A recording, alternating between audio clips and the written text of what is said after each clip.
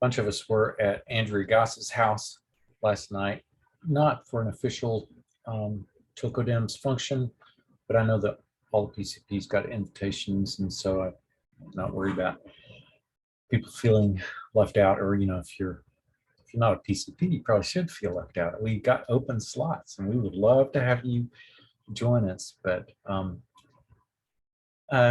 we had more than a good handful of people at this function at Andrew's house last night. And it was so good to be with people in the flesh, face to face.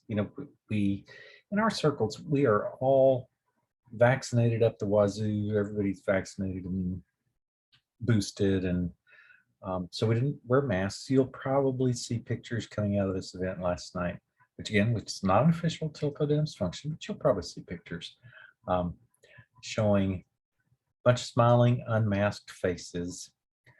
I think all of us were in agreement that it's about time. We're not at risk, and we're not going to be spreading virus particles around to vulnerable family members. And of course, we tend to have good sense about not showing up for face-to-face meetings in situations like that, if we are. So part of why I wanted to focus on that in this Chair's Corner video is I don't want anyone to feel left behind or to feel kind of threatened by, as you see that we are beginning to move back towards at least a hybrid way of operating where we're not always on Zoom and Slack. That's basically the way Tilco Dems works these days. Still, we check our email, but most of the quick, the main volume of text communications happening on Slack these days. And our meetings are almost exclusively on Zoom. And we are so much more effective as a result of that. We can meet much more often than we've ever been able to meet before. And we can meet quickly, on a moment's notice. We can all crowd into a Zoom room and, have a good discussion, and then boom, I'm back at the supper table or whatever I need to be doing in my private life. And, I know that all of you recognize the convenience and the greater efficiency of working that way. I think you all also recognize that big Zoom meetings are not all that satisfactory. And we probably, going forward, will always have to endure some great big Zoom meetings. But personally, I find, if we've got 4 or 5 people in a Zoom room, that's many times more satisfactory than, an in the flesh kind of meeting. We can get more done, do it more quickly, do it more often, make strong connections that way. So if you're feeling like you might be left out because, like, for example, you don't drive at night, or you don't drive at all, or you're still uncomfortable about exposing yourself to COVID, or any of a number of reasons, please don't worry about that. We're not going to leave anybody behind as we make the transition back into sometimes meeting face to face. We've kind of made a commitment. So I don't know if we've formalized this at the central committee level, but certainly at the officers level, we have a very good consensus that we will, as we move back into sort of more normal mode of operating, we will always support remote access. We'll always, we're Mary McGinnis is working on getting us the kind of specialized equipment that costs about $1,000, but it's worth money, and that helps to make these hybrid meetings much more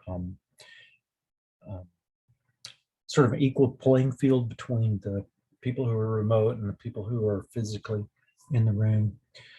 And we'll raise the money for that. We got a a small grant from the DPO to help with it, the Democratic Party of Oregon. And we'll raise the rest of the money. I think we still have $700 to go, something like that. I'm not worried about us eventually finding the money to pay for that. And I want you guys not to be worried that you won't be able to attend as much or as often. Thank you. We've formed some good bonds working on Zoom here this last year or two or however long it's been. We can be more effective sometimes meeting face to face, and it's just fun and energizing when we're together physically. Personally, I am kind of I've described myself as an incurable recruiter, maybe a little bit of a glad hander. That's not really totally accurate, but I tend to do a lot of my organizational work. I try to do it one-on-one. It's real hard to do that in a Zoom room, because you can't easily just kind of grab someone and say, hey, let's talk over in this corner. But I was able to do a lot of that last night, get a lot more done in environments like we were in last night than I can in a Zoom room. And, a lot of it is me wanting to twist somebody's arm into doing something. And, so maybe some of you'll feel like you're safer from that kind of thing if we're not meeting face to face. I promise not to abuse that, or at least I'll try not to abuse that very much. And I'll also let you know that even though I do love being with you guys in a brick and mortar setting, I have considerations in my home life, and really just a very demanding schedule, and just a lot of expectations that are kind of on me, family wise, and running a half-assed little farm in South County that make it really difficult for me. Also, I'm one of those people who's going to find it difficult to move back into 100% brick and mortar mode. In fact, I just couldn't. I could not be the chair of the Tillamook County Democratic Party if we were going to abandon meeting on Zoom. Wouldn't tolerate it, and I wouldn't be able to do it just because of expectations on me at home that I could not meet if I was constantly driving, half an hour or an hour to get to some Democratic Party meeting. Back before I moved to Tillamook County, pretty heavily involved with the Multnomah County Democratic Party, and I did spend a whole lot of time traveling back and forth to meetings, and that kind of thing damages a person's family life. We don't want to do that, right? We want to stay connected, but we don't want to put undue burdens on anybody, and we're just not going to. And I talked to Mary about this yesterday, and kind of what it was going to be like as we kind of move back into hybrid mode, or I guess into hybrid mode for the first time, but using more brick and mortar meetings. And I think she and I are going to probably go into a mode of operation where she's usually the chair who is representing the Tilco Dems, physically in the room, and I will usually be the person who's remote, because of these considerations. Whether Mary's got a really, really busy personal life too, lots of civic commitments, and whether she's going to be able to hold up under that, I don't know.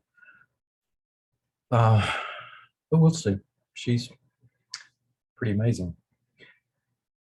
So that's what we're heading towards. And if anyone is feeling worried about this in any way, do feel free to ping me, and we'll jump into a Zoom room and we'll talk about it. But I wanted to do this so you wouldn't worry.